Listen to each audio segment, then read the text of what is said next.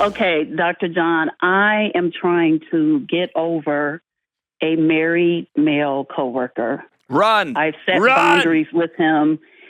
Dr. John, it's these emotions. I don't know how to get past my emotions, my feelings. Like, I feel like I broke up with somebody.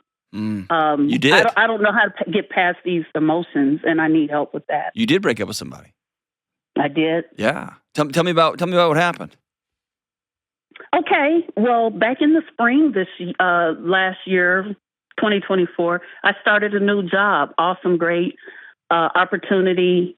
About 3 weeks into this job, I declared an office crush. It was a guy that when I first saw him, I thought he was handsome, and then sitting in meetings with him, he's witty, he's funny. I just, innocently, he's going to be my office crush. Didn't think anything else of it. But by midsummer, I started noticing that I was getting attention from him.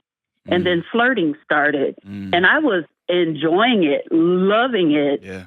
But then autumn starts creeping in. I'm like, this feels like an emotional affair waiting to happen. Yep. And so in October, I shut it down. I went into his office, and I had two reasons for shutting it down. I only gave him one reason. I said, hey, I'm concerned that the way we banter, our flirting in the office is going to backfire on me. Now, I only mentioned that I was concerned about my job, that it's going to impact me and my job because, hey, I'm the new employee. I'm the female in the situation. He's upper management. He's the married guy. Women typically lose in this situation. Always. But what I didn't tell him was that I was also concerned that I was going to get emotionally attached to him and fall for him romantically. Well, Dr. John, I think I waited too late to set the boundary because after I set that boundary, I have been literally crawling across the floor in tears. I've missed work. I'm even skipping the department Christmas party next week because I don't want to take a chance on seeing him with his wife. Like, I have been struggling and just, I have great friends. I have a therapist. I even have a sponsor in a 12-step program. And it's just, I could be sitting at my desk and he walks by and my heart skips a beat. I don't know what to do with that. How do I get past that part? He's respecting my boundaries. No, what in the world? He's your new addiction. This isn't use addiction. I don't think this is about him. I think this is about what he represents for you. Yeah. And you laid it out perfect. Upper management, witty, funny, sees you, laughs with you. Yeah. And then let's make it worse. You know what else he does? He's one of the few men that respects boundaries. Right? And then that makes him even more enticing. But okay, so let me ask you this. Like, talk to me about relationships you've had in the past. Well, my relationship, first of all, I'm a 50-plus woman who's never been married. Okay. I still desperately want to be married. Yeah. Dating is good in the sense that I go out on a lot of dates. Dating is uncertain and horrible because there are no guarantees. Like, even last weekend, I went to a Christmas party that I thought was for singles. Place was crawling with couples, and I left discouraged. Like, where were the single men? And so I don't have, like, looking back over my past, I don't have this, like, history of, like, long-term relationships and all that. I don't have that because it just hasn't happened for me for a multitude of reasons. It has not happened for me yet. Tell me about your 12-step program. What you've been working through? That very thing, anorexia in relationships. That's specifically what I'm in the 12-step program to work on. And, I got a great sponsor. I even have a dating plan where I said, like, for example, one of my goals in my dating is go out on 3 dates with a guy before I say no, because in my anorexia, I will come up with a reason to get rid of the guy quickly. I will judge a man out of my life so fast. And I am a little bit on the intolerant side of the tracks where a man can make some little infraction and I'll get annoyed and shut him down. And so that's there. Well, here's what you have with this coworker. Okay, here's what you have. And by the way, I don't want you to think you're crazy. I've been there. Everyone I know has been there. Okay. You find somebody, it gets a little flirty, and then you go like, oh, right? Yeah. And that's why I'm so adamant, right? About like you got to run from it because it blows up everything. And you're wise to that. But let me tell you what you're working with. Number one, you get to experience the benefits of a relationship. Uh-huh. I'm assuming y'all haven't slept together. So besides sex Right. and intimacy, you're getting the winks across the table, the little inside jokes, you're getting the laughter, you're getting the bump up against you, right? Mm-hmm. Or if he hands you Yep. trash, you like the way his hands feel when they just barely brush your hand. Like those little things. Yes. You Yes. get that. Mm-hmm. Yep. But you get it with no risk because he's married. Yep. Some other woman is washing his underwear. So you get all the upside and no downside. You get no little hairs around the sink.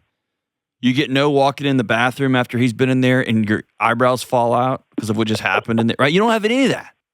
You don't get his temper tantrums on Sunday afternoons. You don't get any of that. So what you're able to do is anchor off and play, Right. but you don't have any of, you're only playing with one side of the coin, right? So all I have to say is it's a fantasy. Yeah. And because there's no downside, there is downsides if you keep this thing going, but I mean, you don't have any of the other side of a relationship. It feels, the feelings are overwhelming because there's no tempering the other side of the teeter-totter. It's all good. Now, let me tell you the other thing that I think that you're playing with here, and this is something that I hope is really encouraging for you. You haven't given this person 2 or 3 interactions and you blow them off. True. Because you work together, you've probably been annoyed and probably been like, oh gosh, here he goes again. Or he may talk a little too much or a little too loud in meetings or not enough or whatever. But here's what I want you to prove to yourself. If you give a good person enough time and you give enough person pieces of yourself that normally you hide because you don't want the world to see them, you have a chance to actually fall for somebody. And so these rules that you've given yourself with your sponsor and your therapist about you have to go on 3 dates before you just write somebody off. Because y'all work together, that wasn't an option just to write somebody off. Right. And it allowed you to experience something that normally you don't let yourself experience. Yeah. Which is somebody actually likes you back. And you don't often believe you're worth being liked back. That's true. And so there was this artificial like force together, which is work. And then there's deadlines, and then you're in meetings all day, every day. It's why outside of apps, so many relationships start at work. And so many affairs start at work. People end up spending more time with their colleagues than they do with their spouse. Yeah. Or they work on actual projects together. They're forced to work together for a common good, for a bigger goal. Couples don't do that anymore. They're just like, hey, what time are you going to be there for whatever, when's the laundry, and blah, blah, blah. And so, number one, you are right to I'm proud of you for saying your boundaries out loud. Very few people have the courage to do that. Good for you. Yeah. The second thing is you have to figure out a way to put some distance between you and this person. Okay. Simply because of the power hierarchy. You are correct. If anything goes sideways or anybody raises an eyebrow or he's in a meeting with senior execs and someone's like, oh yeah, well, I see how and he has to throw you under the bus, he will. Right. And you are dead right. You are the new female person who's got a crush on an executive. You will pay the price here. Yep. So tell me what distancing looks like. That's a great question, and I try it. One of the things that distancing looks like is when I have to engage him because I am support staff. Sometimes I have to do things for him. Sure. Every morning I text my sponsor and I say, hey, today I'm only going to talk to him about work-related things. Oh, so you've already identified he's alcohol. Oh, absolutely. Okay. Like I called you when I was, I'm calling you because like after all the work, I'm still crawling across the floor in tears. Like, when is it going to take? Like, he's absolutely, I realized that he's certainty. When I go out on all these dates, Dr. John, there's so much uncertainty. But there's certainty in going to work every day and knowing this guy is gonna do whatever he does. There's certainty in that. So absolutely, I know he is my drug. He's definitely. And I'm hating it. Because I thought when I set my boundary back in October, I could just turn and walk out of his office and be done. And that just hasn't been the case. And I just don't know what to do with these emotions and these feelings. And, when he's casually walking around the office talking about how much he adores his wife and that knife that turns in my heart, I don't know what to do with that stuff. That's the stuff I'm struggling over. Is this a good long-term place for you professionally? And yes, the reason I'm absolutely. asking, I wouldn't say that for most people because of your history with addiction and because of your willingness to work through it. In some ways, this is like you going to work at a bar. Yeah. Right? And so I'm certainly not saying you need to run. I'm just asking you, if this is a good place for you professionally? It's a great place for me professionally, but it's interesting that you said that because a couple of weeks ago, my boss doesn't know all the details. She only knows I had a difficult conversation with this man. She doesn't know that the days I miss work is because of him. She doesn't know that stuff. Hold on. Tell me about missing work because of him. It feels heavy. It feels overdramatic. Tell me about that. Because being in his presence is tough. Some days being around him is tough. So the next day I stay home. That feels like a lot. Yeah. What is it about his presence that forces you to miss work? Because I feel like you're giving this a lot of power. Like this is a plant that you went out and you pulled it out. It was starting to grow roots, and you pulled it out, and you told him, "Hey, I'm pulling this plant out." But then you went and you go back and you water it. Mm-hmm. Instead of saying like, so let me say this, like, so if you have anxiousness, if your body identifies the situation as anxious, the way to heal from that is right through it. Okay. Right? So the nerd word is exposure, right? There's a specific exposure therapy. So depending on, like, obviously work with the professionals that you're working with, but my goodness, if I felt like I had this crush and I had to interact with somebody and my heart just swelled up, I'm for sure going to go to work the next day. Because I'm going to teach my body that I can do the next right thing. I can feel my feelings and I'm going to go do the next right thing. And let's make no mistake, if you are in the presence of a strong, handsome, funny, powerful man. I don't care if you've been married for 50 years, if you've been married for 10 years, you've never been married. You should feel lifted up. If you're in the presence of a beautiful woman, 28 years old, 58 years old, it should lift your spirits, period. And anyone who's like, no, it's what happens next. Is that something that you meditate on, that you give power to over your life? Or is it something that you... A few weeks ago, I would say a few weeks ago I did, and a friend in program called me on it. I will tell you, I haven't missed work in the last few weeks. This was like the first few weeks after I confronted him. Those first few weeks I was missing work. Lately I have not. I am doing better with that, but I definitely hear your point. And like I said, a friend in program called me out on it like, hey, I think you're giving this a lot of power. I think you're feeding this. Here are some things you should do differently. Amen. And I started doing it. I think the important path is to feel it. Okay. Oh, he's there. I have that feeling again. And that's my... And I'll be the first to admit I don't like uncomfortable feelings, which is why I called this show. Yeah, well, and so... I don't want to sit with the feelings. I'll be the first to tell you, the only way to deal with uncomfortable feelings is to go right through them. Yeah. And there is times when I'm not good at...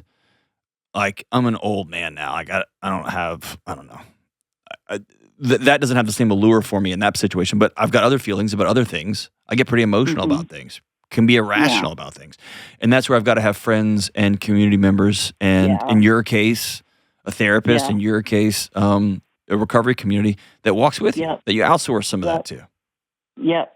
But I want you to know, listen, if you can, there are fewer things on planet Earth more difficult to navigate than disordered eating.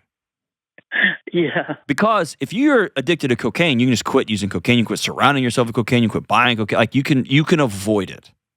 Yeah. You can't avoid food. You have to make peace with it. Yeah. And that's hard. Yeah. You're in a somewhat similar situation here. Yeah. You can't avoid this guy. You can't get him fired. You can't run him out. So I'm going to make peace with it. And what that means is I'm going to feel those feelings. And then like you might grab the hem of your shirt and just squeeze it once. I tend to touch my chest. It started from something that I did with a therapist, but it's just a quick little thing. And it's just a reminder I get to control what happens next. Okay. And my feelings don't tell me the truth. That's not their job. That's true. And if you're a 50-year-old woman who seeks long-term romantic connection. Yeah. And you find a funny, witty guy that notices you in meetings and is kind and fun and would never cheat on his wife, but kind of likes the flirty, but I mean, of course your heart's going to swell up. Yeah. And then you got to do the next right thing, which I think for you is take yourself out of proximity. And when you have to be in proximity, don't give it any more power than it deserves. Okay.